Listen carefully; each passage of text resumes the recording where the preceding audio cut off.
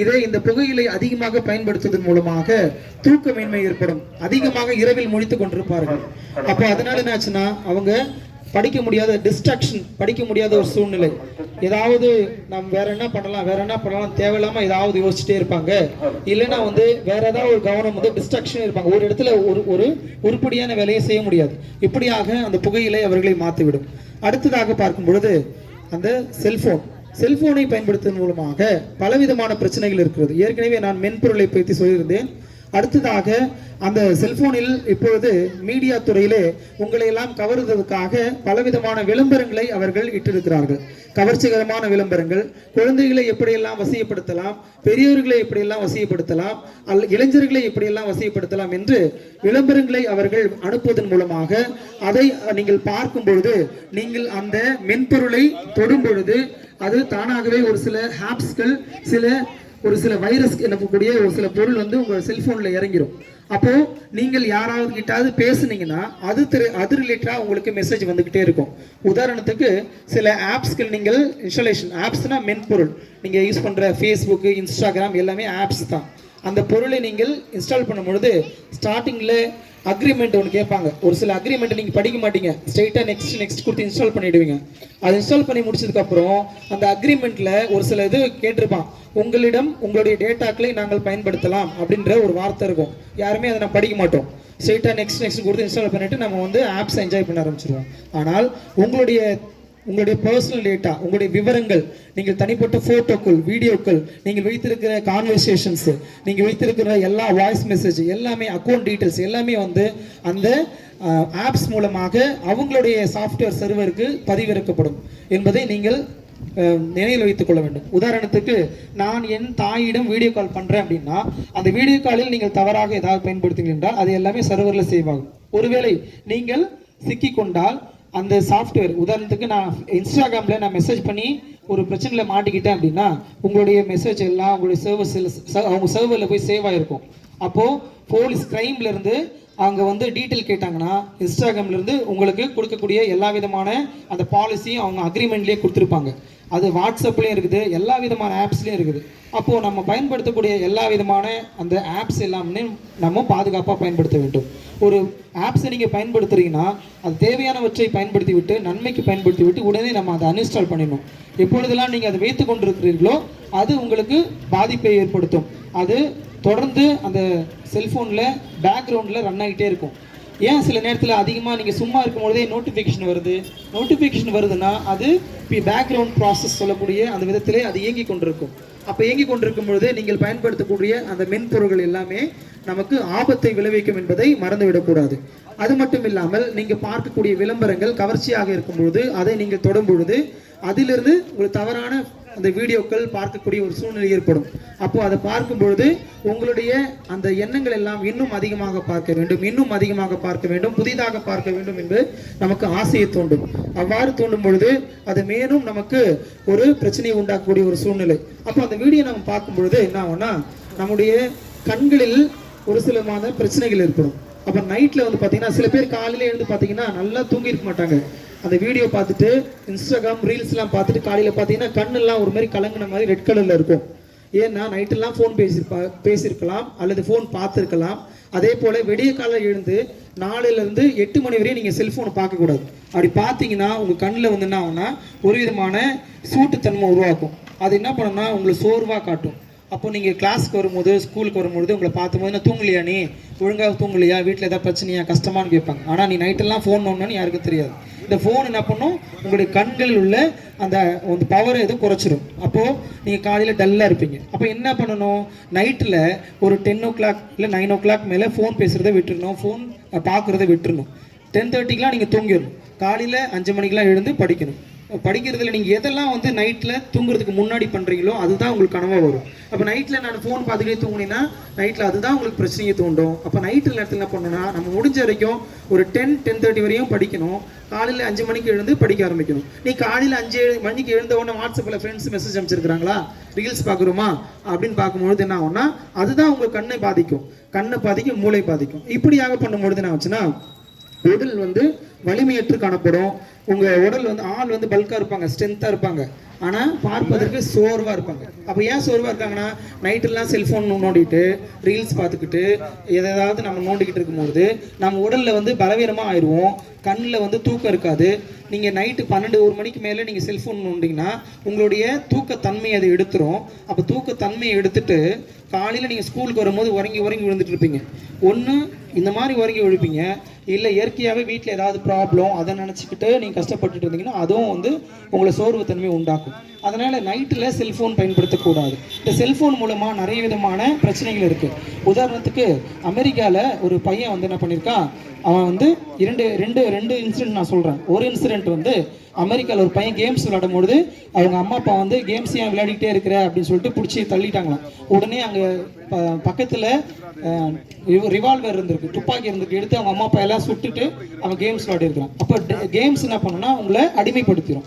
Games என்ன பண்ணும், இப்போதைக்கு உள்ள கேம்ஸ் எல்லாம் நீங்கள் பேசுறதுக்கு பதில் சொல்கிற மாதிரி அந்த ஆப்ஸ் செட் பண்ணி வச்சிருக்காங்க. அப்போ கேம்ஸுக்கு நம்ம வந்து கேம்ஸ் தானே பிள்ளைங்க விளையாடுறது அப்படின்னு விட்டுட்டிங்கன்னா அது சில கேம்ஸ் என்ன பண்ணும், உங்களை அட்ராக்ட் பண்ணும். உங்ககிட்ட ஒரு மனுஷன் இங்கேருந்து அங்கே பேசுகிறாங்க, அது ஃப்ரீ ஃபயர்லாம் வருதுல்ல, அந்த மாதிரி ஒரு சில கேம்ஸ்லாம் என்ன பண்ணுன்னா உங்களை அட்ராக்ட் பண்ணிடும். அப்போ நீங்கள் பேசும்போது அந்த சைட்லேருந்து ரிப்ளை பண்ணுவாங்க, சில பேசுவாங்க, தீய வார்த்தைகள் பயன்படுத்துவாங்க. இது மூலமாக நீங்கள் பேட் வேர்ட்ஸும் கற்றுப்பீங்க. அதே நேரத்தில் நீங்கள் உங்களுடைய டைமை இழந்துருவீங்க, படிக்கக்கூடிய சூழ்நிலை இழந்துருவீங்க, டைம் வேஸ்ட் ஆகும், அந்த ஆப்ஸ் உங்களை அடிமைப்படுத்திடும். அது இல்லாமல் வந்து உங்கள் பிரெயினை வந்து கட்டுப்படுத்திடும். அது மூலமாக வந்து செல்ஃபோன் பயன்படுத்துகிற இன்னொரு விஷயம் என்னென்னா, நம்ம அதிகமாக வந்து இப்போது கால்குலேட்டர் வந்து பயன்படுத்துகிற சிஸ்டம் அதிகமாகிடுச்சு. ஏன் அதிகமாகிடுச்சு, அந்த காலத்தில் நம்ம முன்னோர்கள் வந்து மனக்கணக்கில் எல்லா கணக்கும் போட்டுருவாங்க. இப்போ நீங்கள் செல்ஃபோன் பயன்படுத்துறது மூலமாக கிரியேட்டிவிட்டியை எழுந்துருவீங்க. கிரியேட்டிவிட்டின்னு என்னது, வீட்டில் நம்ம ஏதாவது ஒரு புதிதாக ஒரு விஷயத்தை நம்ம செய்கிறோம் அப்படின்னா உடனே செல்ஃபோன் எடுத்து கூகுள் ஆண்டவர்கிட்ட போய் கேட்போம், ஆண்டவரே இது என்ன செய்யணும். இப்போ உதாரணத்துக்கு எனக்கு ஃப்ளவர்னா நம்ம அந்த காலத்தில் நம்ம அம்மா அப்பாலாம் வந்து செல்ஃபோன் இல்லாத காலத்தில் எல்லாம் ஆட்டோமேட்டிக்காக சொல்லிடுவாங்க. இப்போ நீங்கள் எதுக்கு எடுத்தாலுமே செல்ஃபோன் கூட இருக்கணும், கூகுள் என்ன இருக்குது, கூகுள் என்ன சொல்லுது, அது என்ன சொல்லுதுன்னு பார்ப்போம். அப்போ நம்ம புக் ரீட் பண்ணுறதை குறைச்சிடுவோம், படிக்கிறத குறைச்சிடுவோம். அப்போ செல்ஃபோனுக்கிட்ட அடிமையாகிட்டிங்கன்னா செல்ஃபோன் பக்கத்தில் இல்லை அப்படின்னாலே உங்களால் சரியாக படிக்க முடியாது. ஏனென்றால் உங்களுக்கு ரீட் பண்ணுற அந்த எண்ணத்தை குறைச்சிரும். நமக்கு தான் ஈஸியாக கூகுள்லேயே கிடச்சிருது, நம்ம ஏன் போய் புக்கை திறந்து பேஜை திருப்பி படிச்சுக்கிட்டே இருக்கணும் அப்படின்றது தான் ஈஸியாக கூகுள்லேயே உங்களுக்கு கிடச்சிருமே சொல்லிடுறாங்க. கூகுள் இந்த இன்டர்நெட் எல்லாமே வந்து நமக்கு எப்பயாவது ரொம்ப கஷ்டமான ஒன்று தேடுறதுக்கும் பார்க்க முடியாத கேட்க முடியாத ஒரு சில விஷயங்களை நாம் தெரிஞ்சுக்கிறது தான் நம்ம இன்டர்நெட் தேவைப்படுது. ஆனால் நம்ம சின்ன விஷயத்துக்கெல்லாம் இப்போ கூகுள் ஆண்டவரை தேட ஆரம்பிச்சிட்டோம். அப்போ நம்ம மதி என்ன பண்ணுறது, மயங்கி விடுகிறது. அப்போது நம்ம கடையில் அண்ணாச்சி கடையில் ஒரு சில கடையிலாம் போனீங்கன்னா மனக்கணக்கிலே கணக்கு போட்டுருவாங்க. ஆனால் இன்னும் சில பேர் இப்போ என்ன பண்ணுறாங்க, நிறைய பேர் எடுக்கிறதுக்கு கால்குலேட்டர் தேடுறோம், செல்ஃபோன் தேடுறோம், அதில் தான் கணக்கு போடுறோம். ஏன்னா நம்மளுடைய மைண்டை வந்து அது கட்டுப்படுத்தி வச்சிருக்குது. அப்போ கட்டுப்படுத்தி வச்சுச்சுன்னா என்ன பண்ணுவோம், நம்ம யோசிக்க மாட்டோம், நம்மளோட கிரியேட்டிவிட்டி இருக்காது. கிரியேட்டிவிட்டினா நீங்கள் சிந்திக்கக்கூடிய தன்மையை எழுந்துருவீங்க. கொஞ்சம் ஏதாவது நீங்கள் இயற்கையாக சிந்திக்கிறது கூட உங்களுக்கு வராது. எல்லாம் என்ன பண்ணுவோம், ஃபோட்டோக்கு போஸ் கொடுக்குறோம்ல, அது மாதிரி இப்படி அதுக்குலாம் வந்து நீ நிற்கிறத போயிட்டு செல்ஃபி எடுக்கிற பாய் மாதிரி இப்படி ஃபோட்டோக்கு போஸ் கொடுத்து தான் கண்டு எல்லா இடத்துலையும். ஸோ இதெல்லாம் அட்ராக்ஷன் தான். எதனால் வருது, நம்ம செல்ஃபோன் பயன்படுத்துறது மூலமாக வருது. அப்போ செல்ஃபோன் மட்டும் நிறைய விதங்கள் இருக்குது. சில செல்ஃபோனை நம்ம தொடரில் வைக்கும் பொழுது பின்னாடி இந்த சைடில் தான் வைக்கணும், சரியா? எல்லா இடத்துலையும் வச்சாலும் ஆபத்து. ஹார்ட்டுக்கு இங்கே நம்ம செல்ஃபோன் வைக்கிறதும் இங்கே வைக்கிறது எல்லாமே வந்து உடலில் பலவிதமான நோய்களை உருவாக்கும். இந்த இடத்துல செல்ஃபோன் வச்சிங்கன்னா குழந்தைகள் இருக்காது, இந்த இடத்துல வச்சுன்னா ஹார்ட்டுக்கு ப்ராப்ளம். பின்பக்கம் வைக்கணும், பின்பக்கம் வச்சிங்கன்னா செல்ஃபோன் உடஞ்சிரும். ஸோ இதனால் வந்து நம்ம செல்ஃபோனை வந்து பயன்படுத்துறது ரொம்ப ஆபத்தான ஒன்றாக இருக்குது. அதை சரியாக பயன்படுத்தக்கூடிய ஒரு சூழ்நிலையில் இருக்கிறோம். எனவே நாம் அதை சரியாக பயன்படுத்தணும். சில பேர் என்ன பண்ணுறாங்கன்னா, இந்த செல்ஃபோன் மூலமாக வந்து பார்த்திங்கன்னா சில மென்பொருட்களை நாம் தவறாக பயன்படுத்தக்கூடிய ஒரு சூழ்நிலையாக இருக்கிறது. நம்மளே சில பேர் உதாரணத்துக்கு நாம் நார்மலாக ஒருத்தர் கால் பண்ணோம் அப்படின்னா எப்படி பண்ணுவோம், சிம் வழியாக தானே பண்ணுவோம். இப்போ சிம்மே தேவையில்லை, ஆப்ஸ் இருந்தாலே நம்ம ஃபோன் பண்ணிடலாம். அப்போ ஆப்ஸ் இல்லாமல் ஃபோன் பண்ணியிருந்தோன்னா பிள்ளைகளுக்கு நீங்கள் செல்ஃபோன் கொடுக்குறதுனால அதில் அட்ராக்ஷன் ஆகிறதுனால நம்பரே தேவையில்லை. ஜஸ்ட் நீங்கள் ஹாட்ஸ்பாட்டை ஆன் பண்ணிவிட்டு வாட்ஸ்அப்போ இன்ஸ்டாகிராமோ ஸ்னாப்சாட்டோ ஏதாவது ஒரு மென்பொருள் மூலமாக நீங்கள் யார்கிட்ட வேணாலும் பேசிக்கலாம். அப்போது நீங்கள் ஃபோன் பண்ணும்போது பிஸினே வராது. அப்போ பிஸின்னு வராத போது உங்கள் பிள்ளைங்கள் வந்து பேசுகிறாங்களா இல்லையான்னு தெரியாது. அப்போது ஆண்ட்ராய்டு மொபைலை பயன்படுத்தும் பொழுது, ஆண்ட்ராய்டு மொபைல் என்றால் பெரிய மொபைல், சரியா? அப்போ பெரிய மொபைலை பயன்படுத்தும் பொழுது நீங்கள் இந்த மென்பொருட்களை நாம் சரியாக பயன்படுத்த வேண்டும். மென்பொருட்களை நாம் தவறாக பயன்படுத்திட்டா இப்போ நான் இன்ஸ்டாகிராம் மூலமாக என் ஃப்ரெண்ட்ஸ் கிட்ட பேசிகிட்டு இருக்கிறேன், திடீர்னு எங்கள் அப்பா கால் பண்ணுறாரு, ஆனால் அங்கே பிஸியாகவே காட்டாது. நான் பேசிகிட்டு இருக்கிறது எனக்கு பேசிட்டு தான், நாங்கள் பேசிட்டு தான் இருப்போம். ஆனால் அப்பா வந்து ஃபோன் பண்ணும்போது என் பொருள் பேசலை, ஏன்னா நம்பர் பிஸியாக இருந்தால் தானே ஏற்கனவே பேசணும் தெரியும். இந்த மாதிரி மென்பொருளை பயன்படுத்தி நான் ஃபோன் பேசும்பொழுது அது பிஸியாக இருக்காது. அப்போது நம்ம செல்ஃபோனை பயன்படுத்தும் பொழுது மிக துல்லியமாக நாம் சரியான விதத்தில் பயன்படுத்த வேண்டும். இப்படி நாம் என்ன பண்ணுறோம், இந்த என் பிள்ளை நல்லா படிச்சிச்சு, நல்லா மார்க் எடுத்துருச்சு, அதனால் நான் விலை உயர்ந்த செல்ஃபோன் வாங்கி கொடுத்துட்டேன் அப்படின்னு நீங்கள் வாங்கி கொடுத்தீங்கன்னா அந்த செல்ஃபோனை பயன்படுத்தக்கூடிய அந்த நாலேஜ் எந்த அளவுக்கு நம்ம பிள்ளைக்கு இருக்குது, எப்படி பயன்படுத்துகிறார்கள், அல்லது பயன்படுத்தும் பொழுது அந்த ஒரு குறிப்பிட்ட டைம் அவங்களுக்கு கொடுக்குறோமா, அவங்க பக்கத்தில் நம்ம இருக்கிறோமா என்பதை நாம் பார்த்து விட்டு தான் அந்த செல்ஃபோனை கொடுக்கணும். முன்னாடியே நீங்கள் கொடுத்துட்டீங்கன்னா அந்த செல்ஃபோனை நீங்கள் பயன்படுத்தும் பொழுது அந்த பிள்ளைகள் தெரியாத வச்சு சில வச்சு கற்றுப்பாங்க. இப்போ எல்லாமே தவறாக சொல்லி கொடுக்குறாங்க. எதெல்லாம் வந்து நீங்கள் யூடியூப்லேயே பார்த்துக்கலாம், எப்படி கெட்டு போனோம், எப்படி பண்ணுறது, எப்படி வந்து ஃபோர்ஜரி பண்ணுறது எல்லாமே யூடியூப்லேயே போட்டுறாங்க. அப்போ அப்படி பயன்படுத்தும் பொழுது நீங்கள் அந்த மென்பொருளை பயன்படுத்தி நீங்கள் பேசுனீங்கன்னா அது உங்கள் பிள்ளைகளை தவறான வழிகிட்டு சில பல வழிகள் இருக்கிறது. அடுத்ததாக இப்பொழுது இருக்க டிவி நியூஸ் மீடியாக்களை நம்ம பார்ப்போம். மீடியாவில் பார்த்தீங்கன்னா நம்ம அந்த காலத்துலலாம் வந்து பார்த்தீங்கன்னா நம்ம தமிழர்கள் நம்ம ஒவ்வொரு ஊர்லேருந்து ஒரு இடத்துல தங்கியிருக்கிறோம்னு வச்சுக்கோங்களேன். ஒவ்வொருத்துக்கும் ஒரு வரலாறு இருக்கும். அப்போ அந்த வரலாறுகளை வந்து பழைய காலத்து வரலாறுகளை மாற்றி அமைக்கக்கூடியதாக இப்போதி உள்ள மீடியாக்கள் இருக்கிறாங்க. உதாரணத்துக்கு என்னுடைய வரலாறு, என்னுடைய பாட்டன் வரலாறு, என்னுடைய தாத்தா பாட்டி வரலாறு கொஞ்சம் பழைய வரலாறாக இருக்கும். ஆனால் இப்போதைய ஊட்டிய வரலாறுக்கு இது என் நாடு, இது என் ஊர் நாம் சொல்லக்கூடிய ஒரு சூழ்நிலை வரும்பொழுது அந்த வரலாற்றை இப்பொழுது இருக்கிற மீடியாக்கள் தவறாக மாற்றி கொடுக்கக்கூடிய ஒரு சில நாடகங்களை ப்ரொஜெக்ட் பண்ணுறாங்க. அப்போ பண்ணும்பொழுது என்னாச்சு, சில நேரத்தில் நமக்கு இப்படி தான் இருக்குமோ, அந்த காலத்தில் இப்படி தான் வந்து இந்த வரலாறு இப்படி இருக்குமோ. வரலாறுனா என்னது, என்னுடைய ஊரில் இப்படிலாம் இருந்தாங்க, இதில் மலை செடி கொடிகள்லாம் இருந்துச்சு, இது இந்த இடத்துல வந்து இந்த ஊரில் நாங்கள் தங்க எடுத்தோம், இதில் தண்ணி எடுத்தோம், இந்த இடத்துல வந்து நம்ம பனிக்கட்டிலாம் எடுத்தோம் அப்படின்னு சொல்லிட்டு ஒரு வரலாறு இருக்கும். ஆனால் இந்த ஊர் உங்களுதே கிடையாது, இது வேற ஒருத்தவங்க ஊர் அப்படின்னு சொல்லிட்டு ஒரு நாடகம் போட்டு காட்டுவாங்க. அப்படி காட்டுச்சுன்னா என்ன பண்ணுவீங்க, அந்த காலத்தில் தெருவு குத்து ஆடி காட்டுவாங்க, ஒரு பிரச்சனையை காட்டுவாங்க, ஒரு இந்த சூழ்நிலை சமூக சீர்திருத்த அந்த நாடகங்களே காட்டுவாங்க. அப்போ இந்த காலத்துலேயே அதே மாதிரி என்னன்னா நாடகம் சொல்லக்கூடிய அந்த டிவி நியூஸில் சில பொய்யான வரலாறுகளை ஒரு நாடகமாக போடுறாங்க. அப்போ நீங்கள் பார்க்கும்போது என்ன ஒன்றா, இப்போ வந்து எல்லாமே அட்வான்ஸ் டெக்னாலஜியில் கிராஃபிக்ஸோடு வருது. அப்போ கிராஃபிக்ஸ் போட்டு காமிக்கும் பொழுது எதை காமிச்சாலும் நம்புற மாதிரி சூழ்நிலை வருது.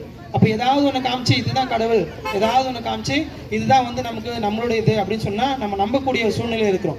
அது காரணம் என்ன, மீடியாக்கள் நம்மை எப்படிலாம் வந்து ஒரு மூளையை குழப்பி விட்டு எப்படிலாம் வந்து இதுதான் உண்மை அப்படின்னு காட்டக்கூடியது இன்னமும் பண்ணிட்டு தான் இருக்கிறாங்க. அப்போ அதை நம்ம என்ன பண்ணணும்னா அதிகமாக நம்ம டிவியில் டைமை வேஸ்ட் பண்ணாமல் இந்த நாடகங்களை அதிகமாக பார்த்து கொண்டு இருக்கிறாம. இப்போ எங்கள் வீட்டில் வந்து நாடகம் பார்த்துட்டு இருக்கிறாங்க, எப்படி சந்தேகப்படுறதுன்னே நம்ம வீட்டுக்கு தெரியாது. அப்போது சந்தேகப்படாமல் இருக்கிறதுக்கு நம்ம என்ன பண்ணோம், டிவியில் காட்டுவாங்க ஒரு மனைவியை எப்படி ஒருத்தன் சந்தேகப்படணும், ஒரு கணவனை எப்படி நான் சந்தேகப்படணும், ஒரு ஃப்ரெண்டை எப்படி நான் சந்தேகப்படணும் அப்படின்றத நாடகங்கள் வந்து காட்டி கொடுக்குது. அப்போது நம்ம என்ன பண்ணுறோம், சந்தேகப்பட சூழ்நிலையை உருவாக்கிக்கிறோம். அப்போ நாடகங்களை நான் பார்ப்பதை தவிர்த்து விட வேண்டும். நாடகங்கள் ஏதாவது தேவைன்னா எப்பயாவது ஒரு ஓட்டி பார்க்கணுமே தவிர தொடர்ந்து பார்த்துக்கிட்டே நம்ம வந்து நாடகத்தில் காசு கொடுத்து நடிக்கிறாங்க, அவங்கள பார்த்துட்டு நீ இருப்போம். நடிக்கிறவங்களாம் கோடீஸ்வரனா இருப்பான், ஆனால் இங்கே நீ பார்த்துட்டு இருக்கிறவங்களாம் ஒரே ஏழையாக இருப்பீங்க. அப்போ அவங்க பொய்யா நடிக்கிறத பார்த்துக்கிட்டு எப்படிலாம் நம்ம சந்தேகப்படணும், எப்படிலாம் ஒருத்தனை ஏமாற்றணும், எப்படிலாம் ஒருத்தனை நம்ம வந்து காலை வரணும் அப்படின்றத நாடகத்தில் காமிச்சோன்னா அதை நம்ம அன்றாட வழியில் பயன்படுத்துகிறோம். அப்போ பயன்படுத்தும் பொழுது என்னாகும், அப்படி பயன்படுத்தும் போது நம்ம என்ன பண்ணோம், நம்மளும் தவறான அந்த பழக்க வழக்கங்களை கற்றுப்போம். அப்போ என்னுடைய கணவனை நான் திருட்டுத்தனமாக எப்படிலாம் அவன் சந்தேகப்படணும், அவன் நல்லதாக இருந்திருப்பாங்க ஆனால் கணவனை சந்தேகப்படுவோம், மனைவி நல்லதாக இருப்பாங்க அவங்கள சந்தேகப்படுவோம். இது எப்படி கற்றுக்குறோம், தேவையில்லாத அந்த நாடகங்கள் தவறான காட்டுவதன் மூலமாக குடும்பத்திலே பலவிதமான பிரச்சனைகள் உருவாகிறது. ஆக இந்த டிவி நியூஸை நான் பார்க்கும்பொழுது கண்டிப்பாக நாம் தவிர்க்க விட வேண்டும்.